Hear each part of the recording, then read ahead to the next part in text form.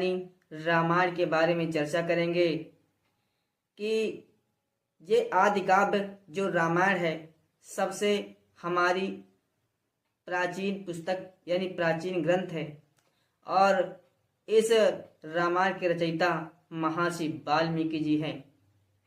इस रामायण की कथा को सर्वप्रथम ब्रह्मा जी ने नारद जी को सुनाया था और नारद जी ने महर्षि वाल्मीकि को सुनाया था और महर्षि वाल्मीकि जी ने इस कथा को लिपिबद्ध कर दिया जो आपके सामने इस रूप में है।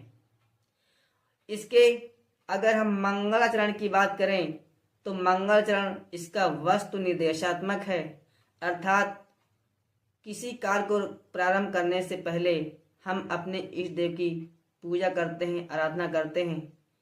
इस आधार पर महर्षि वाल्मीकि ने पूजा आराधना किया और उनका मंगलाचरण वस्तु निर्देशात्मक हो गया। और अगर इसके हम प्रथम श्लोक की चर्चा करें तो प्रथम श्लोक है तपः स्वाध्याये निरतं तपस्वी वाग्निवारं नारदं परपच्छि वाल्मीकि मुनि पुंगवम। यहाँ से रामायण की रचना प्रारंभ हो जाती है।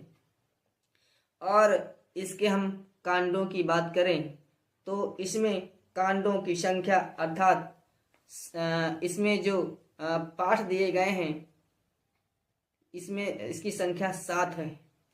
अर्थात वाल्मीकि रामायण में कांडों की संख्या 7 है, अर्थात पूरी वाल्मीकि रामायण 7 कांडों में विभक्त हैं और ये कांड सर्गों में विभक्त हैं। तो हम सर्गों के आधार पर कांडों की चर्चा करेंगे। तो प्रथम आपका कांड है जिसे कहते हैं बाल कांड, और बाल कांड में सर्गों की संख्या 77 या 77 है। उसके बाद दूसरा आता है अयोध्या कांड। अयोध्या कांड में सर्गों की संख्या 119 है।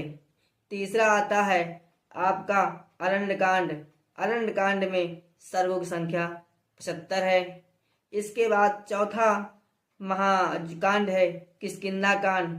किष्किंधा कांड में सर्गों की संख्या 67 है।